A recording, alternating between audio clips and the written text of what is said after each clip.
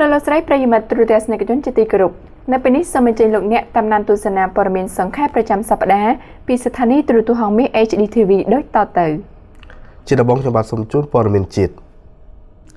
ទូរទស្សនិកជនទីគោរពព័ត៌មានជាដំបូងគឺតាក់ទងជាមួយនឹងការសាងសង់ស្ពានឆ្លងទន្លេបាសាក់ទី2រដ្ឋាភិបាលបានចាប់ផ្ដើមបើកសម្ពោធឲ្យសាងសង់ស្ពានឆ្លងទន្លេបាសាក់ទី2មួយទៀតជាជំនួយរបស់ប្រទេសចិនក្នុងរង្វង់ទឹកប្រាក់ជាង$19 លានសហរដ្ឋអាមេរិកសម្ដេចតេជោហ៊ុនសែនបានបង្ហាញនូវក្តីសង្ឃឹមថាទំនាក់ទំនងមិត្តភាពកម្ពុជាចិននឹងរឹងមាំដោយស្ពានបេតុងដែលឆ្លងកាត់ទន្លេទាំងអស់នៅក្នុងប្រទេសកម្ពុជាថ្ងៃនេះគឺស្ថាបនាស្ពានទី7នេះស្ថិតនៅក្នុងគម្រោងបាននឹងកំពុងអនុវត្តហើយថ្ងៃនេះជាស្ពានទី7ជាស្ពានមិត្តភាពកម្ពុជាចិនដែលដើមឡើយគឺដាក់សម្ពោធឲ្យប្រើប្រាស់ស្ពានមិត្តភាពកម្ពុជាចិនសេកុងស្ពានមិត្តភាពកម្ពុជាចិនព្រៃក្រោមស្ពានមិត្តភាពកម្ពុជាចិនព្រៃតមាហើយកំពុងតែសាងសង់ស្ពានមិត្តភាពកម្ពុជាចិនទន្លេមេគង្គខាងទន្ត្រែងកំពុងសាងសង់ស្ពានណែមិត្តភាពកម្ពុជាចិនតាខ្មៅដែលនៅតាមទន្លេបាសាក់របស់យើងនេះស្ពានមិត្តភាពកម្ពុជាចិននៅជ្រោយចង្វាមួយទៀតហើយនឹងស្ពានមិត្តភាពកម្ពុជាចិនកោះធំថ្ងៃនេះប៉ុន្តែនៅមិនទាន់ជាប់ទេសូមឯកឧត្តមផាន់គាត់សៀអត់ទាន់ជាប់ទេកម្រងត្រូវរកលុយពីឯកឧត្តមមិនថាឯកឧត្តមស៊ីជីនពីងនិងឯកឧត្តមវិញជាបាវទៅបានចាក់ចេញទៅហើយកិច្ចការងារនោះខ្ញុំសង្ឃឹមថាឯកឧត្តមស៊ីជីនពីងប្រធានាធិបតីថ្មីក៏ដូចជានាយករដ្ឋមន្ត្រីលីកឺចាន់នាយករដ្ឋមន្ត្រីថ្មីនឹងបន្តនៅកិច្ចការងារនេះតទៅទៀតហើយខ្ញុំនឹងមានឱកាសដែលកម្រងត្រូវជួបជាមួយនឹងប្រធានាធិបតីស៊ីជីនពីងនៅបូអាវក៏ហៃណាន់គឺនៅថ្ងៃទី7យើងទៅថ្ងៃទី6ទី7នឹងជួបប្រធានាធិបតីស៊ីជីនពីងនៅបូអាវរួចហើយបានទៅពេលកាំងគឺជួបចរចាផ្លូវការជាមួយនឹងនាយករដ្ឋមន្ត្រីលីកឺចាន់នៅទីនោះក្នុងដំណើរទស្សនកិច្ចផ្លូវការរបស់ខ្ញុំបកាណាខ្ញុំខែក្រោយនេះក៏នឹងលើកគម្រោងប៉ុន្តែគម្រោងមួយចំនួនបានបញ្ជូនទៅកាន់ប្រទេសចិនរួចហើយខ្ញុំប្រកាសណាខ្ញុំពិតជាមានការរីករាយដែលបានឃើញថាអ្វីដែលជាការទំនាក់ទំនងរវាងកម្ពុជាចិន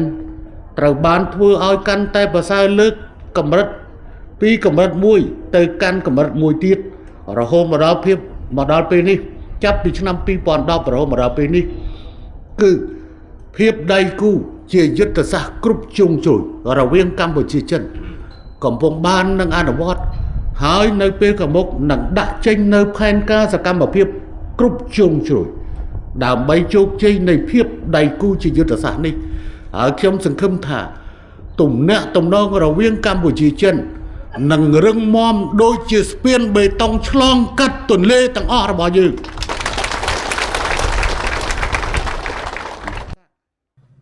នេះជាការថ្លែងរបស់សម្ដេចនៅក្នុងពិធីបើកការដ្ឋានសាងសង់ស្ពានកោះធំឆ្លងកាត់ទន្លេបាសាក់ស្ថិតនៅភូមិព្រែកធំស្រុកកោះធំខេត្តកណ្ដាលកាលពីព្រឹកថ្ងៃទី25មីនានេះឆ្លៀតក្នុងឱកាសនេះដែរសម្ដេចបានជម្រាបជូនអំពីនយោបាយលើហេដ្ឋារចនាសម្ព័ន្ធរបស់រាជរដ្ឋាភិបាលគឺមានគម្រោងធ្វើស្ពានឆ្លងកាត់ទន្លេចំនួន17គម្រោងក្នុងនោះស្ពានដែលកសាងរួចមានចំនួន7គម្រោងមានស្ពានមិត្តភាពកម្ពុជាចិនសេកុងស្ពានមិត្តភាពកម្ពុជាជប៉ុនគីសូណាស្ពានមិត្តភាពកម្ពុជាជប៉ុនជ្រោយចង្វាស្ពានមិត្តភាពកម្ពុជាចិនព្រែកតមាក់ស្ពានអុកញ៉ាលីយ៉ុងផាត់ព្រែកភ្នៅស្ពានមិត្តភាពកម្ពុជា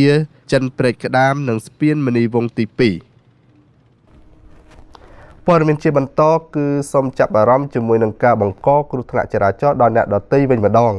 អាដាមខៀវកញ្ញរិទ្ធរដ្ឋមន្ត្រីក្រសួងព័ត៌មានបានបញ្ជាក់ប្រាប់ដល់សាធារណជនទាំងអស់ថាកុំឲ្យយល់ច្រឡំថាការបង្កគ្រោះថ្នាក់ចរាចរណ៍ដល់អ្នកដទៃរហូតដល់បាត់បង់ជីវិតសងសំណងត្រឹមតែជាលុយរួចខ្លួនឲ្យសោះគឺទោសទណ្ឌរបស់អ្នកនៅតែមានសូមគោរពច្បាប់ចរាចរណ៍ដើម្បីសុវត្ថិភាពទាំងអស់គ្នា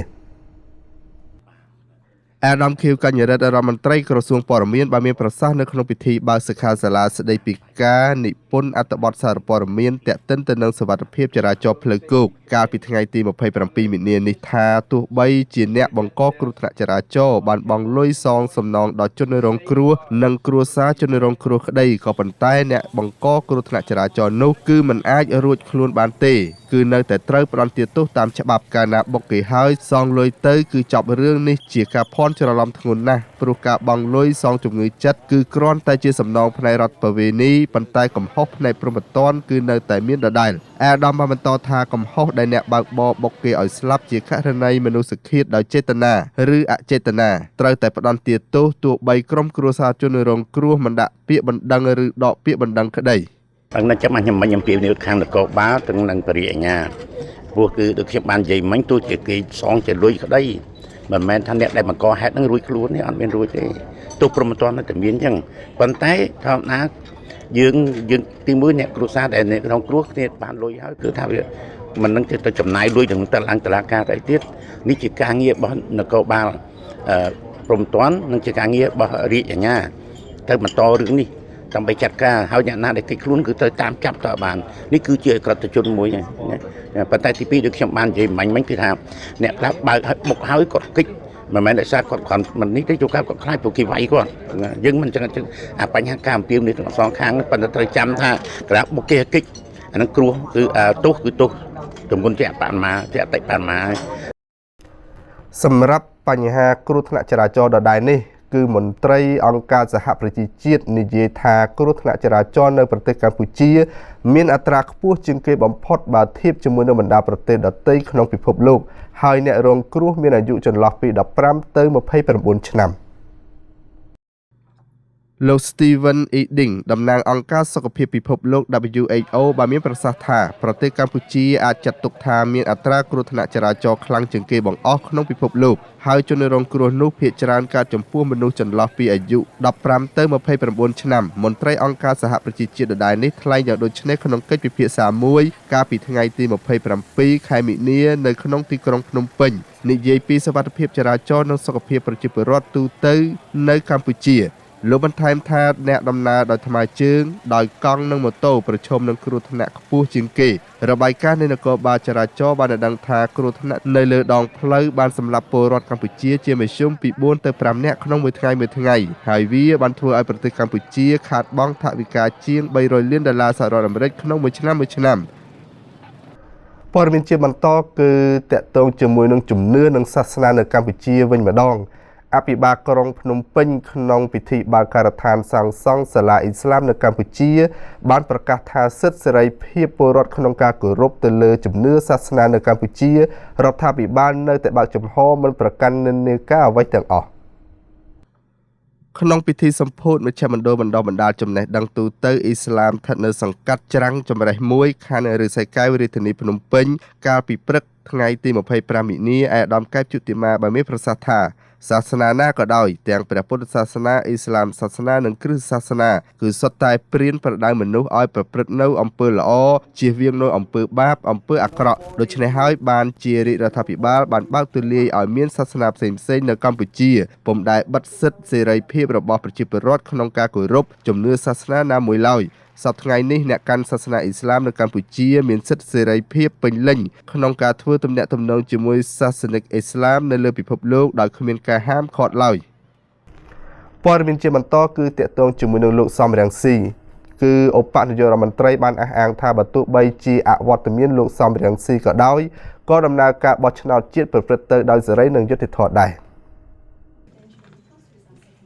បន្ទាប់ពីចាប់អាណត្តិជាឯកអគ្គរដ្ឋទូតប្រចាំកម្ពុជាលោកជំទាវ Penny Richards តំណាងទូតអូស្ត្រាលីប្រចាំកម្ពុជាបានជួបជាមួយឯកឧត្តមឧបនាយករដ្ឋមន្ត្រីហៅណាំហុងដើម្បីជម្រាបលាឆ្លៀតក្នុងឱកាសជំនួបនេះដែរលោកស្រីឯកអគ្គរដ្ឋទូតបានស្នើទៅឯកឧត្តមឧបនាយករដ្ឋមន្ត្រីចង់ឲ្យលោកសំរងស៊ីវិលចូលស្រុកវិញដើម្បីឲ្យបានចូលរួមបោះឆ្នោតសកលខាងមុខឆ្លើយតបជាមួយនឹងការស្នើសុំនេះឯកឧត្តមឧបនាយករដ្ឋមន្ត្រីបានឆ្លើយតបថាកម្ពុជាមានបទពិសោធន៍ចំពោះការរៀបចំការបោះឆ្នោតនេះជាច្រើនឆ្នាំមកហើយ ហើយកន្លងមកអ្នកសង្កេតការបោះឆ្នោតទាំងជាតិនិងអន្តរជាតិតែងតែទទួលស្គាល់លទ្ធផលនៃការបោះឆ្នោតថាដំណើរការដោយសេរីនិងយុត្តិធម៌ពិតប្រាកដមែនដូច្នេះរឿងលោកសំរងស៊ីមានវត្តមានឬមិនមានវាអត់ចោទជាបញ្ហានោះទេព្រោះលោកសំរងស៊ីគាត់កំពុងជាប់បណ្ដឹងនៅតុលាការនៅឡើយ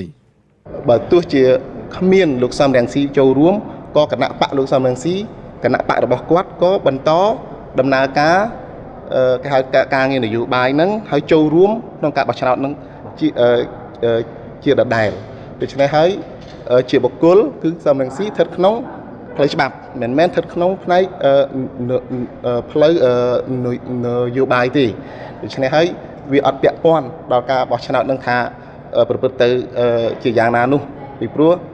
ការបោះឆ្នោតជាសេរីសំខាន់គណៈបកគ្រប់និន្នាការនយោបាយចូលរួមបោះឆ្នោតមិនមែនផ្ដោតទៅលើតែបុគ្គលដែលជាទណ្ឌិតនោះទេតាក់ទងជាមួយនឹងតុលាការយុតិធធទីក្រុងឡាអេឧបនាយករដ្ឋមន្ត្រីបានផ្ដាំផ្ញើប្រាប់កងទ័ពនៅព្រំដែនព្រះវិហារអំពីបេសកកម្មរបស់កម្ពុជានៅតុលាការយុតិធធអន្តរជាតិនៅខែមេសាក្រោយនេះថាវាជាការបកស្រាយចុងក្រោយរបស់ភាគីកម្ពុជានិងថៃនៅចំពោះមុខក្រុមប្រឹក្សាជំនុំជម្រះតុលាការអន្តរជាតិមុននឹងតុលាការនេះសម្រេចថានឹងសម្រេចបកស្រាយឬមិនបកស្រាយសាលក្រមថ្ងៃទី15ខែមិថុនាឆ្នាំ1962ដែលជាបណ្ដឹងរបស់កម្ពុជាក្រុមការងារយើងគឺដឹកនាំដោយឧត្តមនាយកឧបនាយករដ្ឋមន្ត្រីនឹងឯងបាទក្រុមចេញថ្ងៃណាខ្ញុំមិនបានដឹងច្បាស់ទេប៉ុន្តែគ្រាន់តែយ៉ាងណាគឺយើងនឹងទៅដល់ទីនោះទាន់ពេលវេលាបាទសំខាន់ណាតែដល់ដំណើរការនេះបកស្រាយផ្ទាល់មាត់រៀងៗខ្លួនឬយ៉ាងម៉េចបាទអានឹងនីតិវិធីលម្អិតខ្ញុំសូមមិនបញ្ជាក់ទេព្រោះអានឹងការក្រុមអ្នកការងារនឹងបានគេដឹងច្បាស់ជាងណាបាទគេក្រុមហើយរឿងអ្វីៗដូចខ្ញុំបានបញ្ជាក់អញ្ចឹងគឺយើងបានត្រៀមលក្ខណៈរួចរាល់អស់ហើយគឺអ្វីដែលកម្ពុជាចង់បានគឺភាពយុត្តិធម៌មានតែកាលណាយុត្តិធម៌ដល់កម្ពុជាខ្ញុំយល់ថាក៏យុត្តិធម៌ដល់ភាគីម្ខាងទៀតដែរព្រោះយើងមិនចង់បានរបស់គេហើយយើងក៏មិនចង់បាត់របស់យើងដែលយើងមានស្របច្បាប់នោះទេបាទព័ត៌មានជាបន្តគឺសូមចាប់អារម្មណ៍ជាមួយនឹងពលករចំណាក់ស្រុកកម្ពុជាវិញម្ដងពលករចំណាក់ស្រុកកម្ពុជាប្រមាណជា 130,000 នាក់កំពុងធ្វើការស្របច្បាប់នៅក្រៅប្រទេសតាមរយៈការចុះបញ្ជីដោយផ្ទាល់ពីក្រសួងការងារតែពលករមួយចំនួនដែលចំណាក់ស្រុកខុសច្បាប់ត្រូវបានបញ្ជូនត្រឡប់មកវិញជាបន្តបន្ទាប់អាដាមវងសោតរដ្ឋមន្ត្រីក្រសួងការងារនិងបណ្ដុះបណ្ដាលវិជ្ជាជីវៈក្នុងពិធីសិក្ខាសាលាថ្នាក់ជាតិស្តីពីការគ្រប់គ្រងពលករទេសន្តប្រវេសកម្ពុជានាទីស្តីការក្រសួងមហាផ្ទៃកាលពីថ្ងៃទី26ខែមីនានេះបានលើកឡើងថាមកទល់ពេលនេះក្រសួងស្ថាប័នជាច្រើនបានខិតខំប្រឹងប្រែងរិះរកគ្រប់មធ្យោបាយវិធានការនិងវិធានការអប់រំវិធានការច្បាប់និងវិធានការសង្គមដើម្បីកែលម្អស្ថានភាពនិងកាត់បន្ថយភាពអនាធិបតេយ្យក្នុងការហូរចេញនៅពលកម្មខុសច្បាប់បង្កើនការអប់រំបងប្អូននោះឲ្យយល់អំពីថាតើប្រទេសយើងឥឡូវនេះមានតម្រូវការកម្លាំងពលកម្មយ៉ាងម៉េចការងារដែលរដ្ឋាភិបាលបានខិតខំរួមគ្នាបង្កើតឡើងក៏មានច្រើនដែរប៉ុន្តែជួនកាលបងប្អូនយើងខ្លះគ្នាក៏ទទួលបាននៅការយល់ដឹងនោះមិនថាមិនគ្រប់ណាមិនអស់អញ្ចឹងហើយយើងក៏ព្យាយាមទីមួយគឺខិតខំធ្វើមិនបញ្យល់បងប្អូននឹងឲ្យយល់អំពីថាការខិតខំស្វែងរកការងារនៅក្នុងស្រុកគឺជាប្រការដ៏មានសារៈសំខាន់ហើយវាធានាប្រសិទ្ធភាពធានាជីវភាពហើយវាជៀសបាននៅហានិភ័យផ្សេងៗនៅក្នុងសប្តាហ៍នេះសូមចាប់អារម្មណ៍ជាមួយនឹងរដ្ឋាភិបាលជប៉ុនវិញម្ដងគឺរដ្ឋាភិបាលជប៉ុនបានសម្រេចផ្តល់ជំនួយឥតសំណងដល់កម្ពុជាប្រមាណ$34 លានសហរដ្ឋអាមេរិកដើម្បីអនុវត្តគម្រោងចំនួន3ក្នុងវិស័យសុខាភិបាលអប់រំនិងវិស័យធម្មពលកិច្ចព្រមព្រៀងស្តីពីការផ្តល់ជំនួយនេះត្រូវបានចុះហត្ថលេខាដោយអាដាមឧបនាយករដ្ឋមន្ត្រីគៀតឈុនរដ្ឋមន្ត្រីក្រសួងសេដ្ឋកិច្ចនិងហិរញ្ញវត្ថុជាមួយនឹងលោក Hiroshi Isakiប្រធានទីភ្នាក់ងារសហប្រតិបត្តិការអន្តរជាតិនៃប្រទេសជប៉ុនប្រចាំកម្ពុជាហៅកាត់ថាចៃកាកាលពីព្រឹកថ្ងៃទី28ខែមីនានេះលោក Hiroshi Isaki បានមានប្រសាសន៍ថាទឹកប្រាក់សរុបចំនួន$1,321 លានស្មើនឹងប្រមាណ$33.9 លានសហរដ្ឋអាមេរិកដើម្បីអនុវត្តគម្រោងចំនួន3នៅក្នុងប្រទេសកម្ពុជាក្នុងនោះមានវិស័យសុខាភិបាលអប់រំនិងវិស័យធម្មពលគម្រោងទី1អនុវត្តដោយក្រសួងសុខាភិបាលដែលមានទឹកប្រាក់ប្រមាណជាង$14.350,000សម្រាប់កសាងអគារថ្មីចំនួន5ខ្នងសម្រាប់ប្រើប្រាស់ជាអគារសង្គ្រោះបន្ទាន់ អាគារវះកាត់អាគាររដ្ឋបាលនិងអាគារព្យាបាលជំងឺកុមារនៅមន្ទីរពេទ្យបង្អែកខេត្តព្រះសីហនុគម្រោងទី2អនុវត្តដោយក្រសួងអប់រំយុវជននិងកីឡាដែលមានទឹកប្រាក់ប្រមាណ$6,470,000សម្រាប់សាងសង់អគារកម្ពស់3ជាន់នៅវិទ្យាស្ថានបច្ចេកវិទ្យាកម្ពុជាដើម្បីបង្កើនគុណភាពអប់រំនៅកម្ពុជាតាមរយៈការអនុវត្តការងារពិសោធន៍ដោយផ្ទាល់និងទី3ជាគម្រោងសាងសង់និងកែលម្អរោងចក្រអគ្គិសនីខ្នាតតូចនៅខេត្តរតនគិរីដែលអនុវត្តដោយក្រសួងឧស្សាហកម្មរ៉ែនិងថាមពលគម្រោងនេះមានទឹកប្រាក់ប្រមាណជា$13,100,000ដោយមានទិសដៅសាងសង់រោងចក្រអគ្គិសនីខ្នាតតូចនៅទំនប់អូជុំ1និងជួសជុលរោងចក្រដែលមានស្រាប់រួមទាំងម៉ាស៊ីនភ្លើងនៅទំនប់អូជុំ2ព័ត៌មានជាបន្តគឺតាក់ទងជាមួយនឹងបញ្ហាទីផ្សារអង្ករនៅក្នុងតំបន់អាស៊ានសមាជិកអាស៊ានមកពី5ប្រទេសបានជួបជុំគ្នានៅក្រុងប៉ាសេខេត្តចម្ប៉ាសាក់ប្រទេសឡាវដើម្បីពិភាក្សាគ្នាអំពីបញ្ហាទីផ្សារអង្ករនៅក្នុងតំបន់អាស៊ានកិច្ចប្រជុំដែលធ្វើនៅថ្ងៃទី27-28មីនាឆ្នាំ2013នៅប្រទេសឡាវសមាជិកអាស៊ានចំនួន5ប្រទេសមានកម្ពុជាវៀតណាមឡាវថៃនិងមីយ៉ាន់ម៉ាដែលប្រទេសនីមួយៗមានឋានៈដឹកនាំតំណាងឲ្យក្រសួងពាណិជ្ជកម្មក្រសួងការបរទេសនិងតំណាងឲ្យខេត្តនៅជាប់ព្រំដែនបានពិភាក្សានិងរៀបចំធ្វើសេចក្តីពង្រៀងសង្ខេបដើម្បីរៀបចំដំណើរការប្រតិបត្តិការទីផ្សារអង្ករអាស៊ានថ្នាក់ដឹកនាំតំណាងប្រទេសនីមួយៗបង្ហាញពីយុទ្ធសាស្ត្រនិងប្រព័ន្ធព័ត៌មានទូលំទូលាយទៅលើសុវត្ថិភាពចំណីអាហារនិងការអភិវឌ្ឍថាមពលជីវិតដើម្បីធ្វើឲ្យសេចក្តីព្រាងនាំអង្ករចេញមានកម្រិតស្តង់ដារត្រឹមត្រូវសម្រាប់ប្រតិបត្តិការទីផ្សារអង្ករអាស៊ាននិងការរៀបចំការផលិតការវេចខ្ចប់ប្រកបដោយគុណភាពហើយសមាជិកអាស៊ាននៃប្រទេសទាំង5បានបដិញ្ញារួមគ្នាធ្វើការពិភាក្សាផ្លាស់ប្តូរយោបល់គ្នាទៅវិញទៅមកក្នុងបំណងធ្វើឲ្យប្រតិបត្តិការទីផ្សារអង្ករអាស៊ានអាចដំណើរការទៅបានឆាប់រហ័សអាដាមម៉ៅថនិនអភិបាលរងខេត្តស្ទឹងត្រែងដែលអញ្ជើញចូលរួមក្នុងកិច្ចប្រជុំនេះបានឲ្យដឹងថានៅពេលដំណើរការនៃកិច្ចប្រតិបត្តិការទីផ្សារអង្ករអាស៊ានប្រព្រឹត្តទៅដោយជោគជ័យប្រទេសនីមួយៗនឹងមានភាពរីកចម្រើនផ្នែកសេដ្ឋកិច្ចជាតិពិសេសធ្វើឲ្យតម្លៃអង្ករនៅលើទីផ្សារមានស្ថិរភាពមានកម្មសិទ្ធិបញ្ញាត្រឹមត្រូវទីផ្សារអង្ករអាស៊ានទទួលស្គាល់ដោយឡែកសូមចាប់អារម្មណ៍ជាមួយនឹងចំណងដៃផ្លូវចក្រស៊ូថ្មីមួយខ្សែទៀតគឺស្រុកសាច់កណ្ដាលខេត្តកណ្ដាលជាភូមិសាស្ត្រជាប់ព្រំប្រទល់រាជធានីភ្នំពេញត្រើយខាងកើតទន្លេមេគង្គនិងទទួលបានចំណងដៃផ្លូវចក្រស៊ូមួយខ្សែពីសម្ដេចតេជោហ៊ុនសែននៅមុនពិធីបុណ្យចូលឆ្នាំថ្មីប្រពៃណីខ្មែរឈានចូលមកដល់លោកឧត្តមសេនីយ៍តូប៊ូផាន់សេរីនាយករងនាយកដ្ឋានវិស្វកម្មក្រសួងការពារជាតិបានឲ្យដឹងថាផ្លូវចក្រស៊ូមួយខ្សែដែលមានប្រវែង7ជាន់200ម៉ែត្រដែលកំពុងកសាងដោយកងវិស្វកម្មរបស់ក្រសួងការពារជាតិនៅក្នុងស្រុកសាច់កណ្ដាលជាអំណោយរបស់សម្ដេចតេជោហ៊ុនសែននិងលោកជំទាវ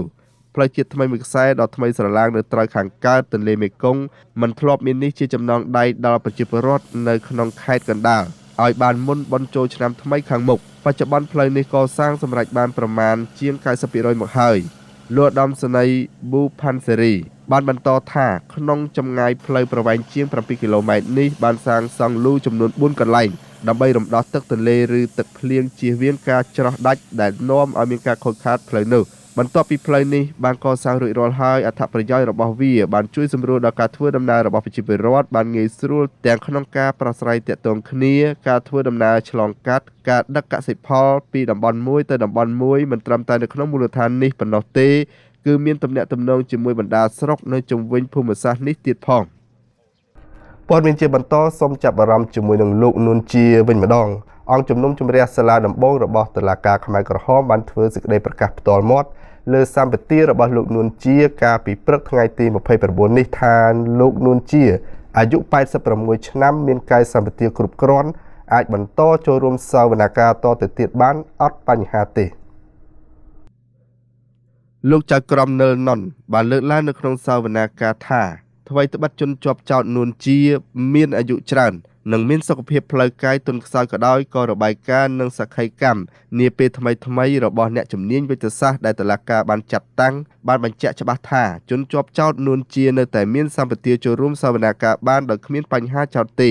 ផ្អែកលើការសន្និដ្ឋានរបស់អ្នកជំនាញអង្គជំនុំជម្រះសាលាដំបងដំកល់នៅសេចក្តីសម្រេចរបស់ខ្លួនពីពេលកន្លងទៅដែលបានកំណត់ថាជនជាប់ចោទនួនជាមានកាយសម្បទានិងសតិបញ្ញាស្មារតីគ្រប់គ្រាន់ក្នុងការចូលរួមសវនកម្ម លោកចក្រមនៅននបានបន្តថាសេចក្តីសម្រេចជាលិលាអសរដែលមានសំអាងហេតុលើបញ្ហានេះអង្គជំនុំជម្រះសាលាដំបងនឹងចេញនាពេលសមស្របឆាប់ៗខាងមុខនេះនៅក្នុងបន្ទប់សវនាការនៅតុលាការខ្មែរក្រហមកាលពីថ្ងៃសុក្រនេះមិនមានវត្តមានរបស់លោកនួនជាឡើយលោកនួនជាត្រូវបានគេអះអាងថាមានជំងឺខ្សោយកម្លាំងក៏ប៉ុន្តែលោកខៀវសំផនត្រូវបានគេនាំខ្លួនចូលមកកាន់បន្ទប់សវនាការតាមធម្មតាទូរទស្សនិកជនទីគោរពចំពោះម៉ូតូគ្មានស្លាកលេខនិងបិទស្កុតខ្មៅលើស្លាកលេខចាប់ពីពេលនេះទៅគឺប៉ូលីសចាប់ទាំងអស់ហើយមិនពិន័យនៅនឹងកន្លែងទេគឺយកទៅទុកនៅស្នងការដរាបណាធ្វើស្លាកលេខហើយទើបប្រគល់ឲ្យវិញនៅក្នុងសប្តាហ៍នេះអំពើប្លន់បានងើបឡើងវិញគួរឲ្យព្រួយបារម្ភប៉ូលីសបង្ក្រាបបទល្មើសប្លន់បានជាបន្តបន្ទាប់ហើយសមាជិកក្រុមប្លន់ច្រើនតែប្រើប្រាស់ម៉ូតូគ្មានស្លាកលេខធ្វើសកម្មភាពដូច្នេះហើយបានជាពេលនេះប៉ូលីសបានចាប់ផ្ដើមបើកយុទ្ធនាការក្តៅចាប់ម៉ូតូណាដែលគ្មានស្លាកលេខយកទៅរក្សាទុកនៅស្នងការតែចំពោះម៉ូតូបិទស្កុតខ្មៅស្លាកលេខចាត់ទុកជាប្រភេទបទល្មើសព្រហ្មទណ្ឌដើម្បីចូលរួមកាត់បន្ថយបទល្មើសដូចជាករណីប្លន់ករណីលួចករណីឆក់និងរក្សាសន្តិសុខសុវត្ថិភាពនាបន់ជោឆ្នាំប្រពៃណីជាតិនាពេលខាងមុខនេះស្នងការនគរបាលរាជធានីភ្នំពេញលោកឧត្តមសេនីយ៍ផ្កាយជួនសុវណ្ណបានបញ្ជាឲ្យកម្លាំងនគរបាលជំនាញតាមការិយាល័យនិងកម្លាំងនគរបាលក្នុងខណ្ឌទាំង9បើកប្រតិបត្តិការចុះល្បាតនិងចាប់ម៉ូតូអត់ស្លាកលេខម៉ូតូអត់ពន្ធនិងម៉ូតូបិទស្កុតខ្មៅមករក្សាទុកនៅស្នងការតែមិនឲ្យផាកពិន័យនៅនឹងកន្លែងទេលោកហេងធីរីប្រធានការិយាល័យនគរបាលចរាចរណ៍ជើងគោកបានប្រាប់ទូរទស្សន៍ហងមាស HD TV ថាចាប់ពីពេលនេះទៅម៉ូតូគ្មានស្លាកលេខនិងម៉ូតូបិទស្កុតខ្មៅស្លាកលេខបញ្ជាឲ្យចាប់យកទាំងអស់ទៅរក្សាទុកនៅស្នងការនគរបាលក្រុងលោកបញ្ជាក់ថាម៉ូតូដែលចាប់យកទៅហើយមិនអាចផាកពិន័យហើយរួចមកវិញទេទាល់តែម្ចាស់ម៉ូតូនោះធ្វើស្លាកលេខហើយទើបប្រគល់ឲ្យវិញលោកបន្តទៀតថាបទបញ្ជាថ្នាក់លើអត់ទន់ជ្រាយទេពេលនេះព្រោះថាកន្លងមកជនល្មើសធ្វើសកម្មភាពប្លន់តែងតែប្រើប្រាស់មធ្យោបាយយានជំនិះរបស់ពួកគេគ្មានស្លាកលេខសម្គាល់ទេតែបើមានស្លាកលេខគេបិទស្កុតខ្មៅព័ត៌មានចុងក្រោយគឺតាក់ទងជាមួយនឹងភ្លៀងលាយឡំនឹងព្យុះវិញម្ដងបើតាមរបាយការណ៍បឋមគិតត្រឹមរយៈពេល2ថ្ងៃភ្លៀងលាយព្យុះបានបំផ្លាញផ្ទះប្រជាពលរដ្ឋប្រមាណជា376ខ្នងនៅក្នុងខេត្តចំនួន7ទូទាំងប្រទេសនិងមានមនុស្ស2នាក់បានស្លាប់និងរងរបួស5នាក់ផ្សេងទៀតក្នុងរយៈពេល2ថ្ងៃចាប់ពីថ្ងៃទី25ដល់ថ្ងៃទី26មិនិនាឆ្នាំ2013ភ្លៀងលាយឡំទៅនឹងខ្យល់ព្យុះបានបោកបក់មកលើភូមិឃុំជាច្រើននៅក្នុងខេត្តចំនួន7របស់កម្ពុជារួមមានខេត្តព្រៃវែងស្វាយរៀងបាត់ដំបងកណ្ដាលកំពង់ស្ពឺសៀមរាបនិងខេត្តព្រះវិហារបណ្ដាលឲ្យផ្ទះប្រជាពលរដ្ឋប្រមាណ376ខ្នងបានទទួលរងនឹងការខូចខាតព្រមទាំងមានមនុស្សស្លាប់ចំនួន2នាក់និងរងរបួសចំនួន5នាក់ផ្សេងទៀតនៅខេត្តព្រៃវែងព្យុះភ្លៀងបានកើតឡើងក្នុងស្រុកចំនួន4គឺស្រុកស្វាយអន្តរស្រុកមេសាងនិងស្រុកបាភ្នំធ្វើឲ្យផ្ទះប្រជាពលរដ្ឋរងការខូចខាតប្រមាណជាង100ខ្នងនៅក្នុងនោះស្រុកដែលខូចខាតច្រើនជាងគេគឺស្រុកស្វាយអន្តរនៅខេត្តស្វាយរៀងមានផ្ទះប្រជាពលរដ្ឋ7ខ្នងនៅសង្កាត់ស្វាយទៀបក្រុងស្វាយរៀងរងការខូចខាតដោយសារភ្លៀងនិងខ្យល់ខ្លាំងបានបោកបក់គ្របដណ្ដប់ទៅលើនៅខេត្តបាត់ដំបងមានស្រុកចំនួន6គឺស្រុកកោះក្រឡថ្មគល់សង្កែមងឫស្សីសំពៅលូននិងស្រុកកំរៀងបានទទួលរងគ្រោះដោយសារខ្យល់ព្យុះបណ្ដាលឲ្យខូចខាតផ្ទះសម្បែងអស់186ខ្នងមនុស្សរបួស3នាក់និងរន្ទះបាញ់ស្លាប់2នាក់ព្រមទាំងខូចខាតសម្ភារៈប្រើប្រាស់មួយចំនួននៅស្រុកអង្គស្នួលខេត្តកណ្ដាលមានផ្ទះតូចធំចម្រុះជាង10ខ្នងស្ថិតនៅតាមបណ្ដោយផ្លូវលេខ51ក្នុងឃុំដំណាក់អំពិលត្រូវបានខ្យល់ព្យុះបំផ្លាញតែពុំមានប្រជាពលរដ្ឋណាម្នាក់រងរបួសទេនៅស្រុកឧដុង្គខេត្តកំពង់ស្ពឺខ្យល់ព្យុះនិងភ្លៀងបានធ្វើឲ្យលំនៅឋានប្រជាពលរដ្ឋចំនួន35ខ្នងរងផលប៉ះពាល់ក្នុងនោះខូចខាតទាំងស្រុងចំនួន2ខ្នងនិងមានក្មេងប្រុសម្នាក់រងរបួសប៉ុន្តែមិនធ្ងន់ធ្ងរទេនៅខេត្តសៀមរាបមានភ្លៀងលេខ្យល់ព្យុះដ៏សាហាវមួយបានកើតឡើងនៅក្នុងឃុំចំនួន4ក្នុងស្រុកជីក្រែងបណ្ដាលឲ្យដួលរលំផ្ទះប្រជាពលរដ្ឋអស់ចំនួន38ខ្នងក្នុងនោះប៉ើងដំបូលអស់23ខ្នងព្រមទាំងរងរបួសក្មេងស្រីម្នាក់ផងដែរចំណែកនៅក្រុងព្រះវិហារខេត្តព្រះវិហារវិញក៏មានភ្លៀងលេខ្យល់ធ្លាក់យ៉ាងខ្លាំងកាលពីល្ងាចថ្ងៃទី26ខែមិនិនាដែលបណ្ដាលឲ្យប៉ើងដំបូលផ្ទះប្រជាពលរដ្ឋមួយចំនួនដើមឈើតូចៗនៅតាមផ្លូវនិងប៉ាណូបាក់ដួលរលំព្រមទាំងប៉ើងដំបូលសាលាខេត្តនិងទីតាំងស្នាក់នៅរបស់ក្រុមយុវជនស្ម័គ្រចិត្តនៅក្រុងព្រះវិហារព័ត៌មានជាតិសង្ខេបដែលលោកអ្នកបានទស្សនានៅពេលនេះចាប់តែប៉ុណ្ណេះជាបន្តសូមជូនព័ត៌មានអន្តរជាតិ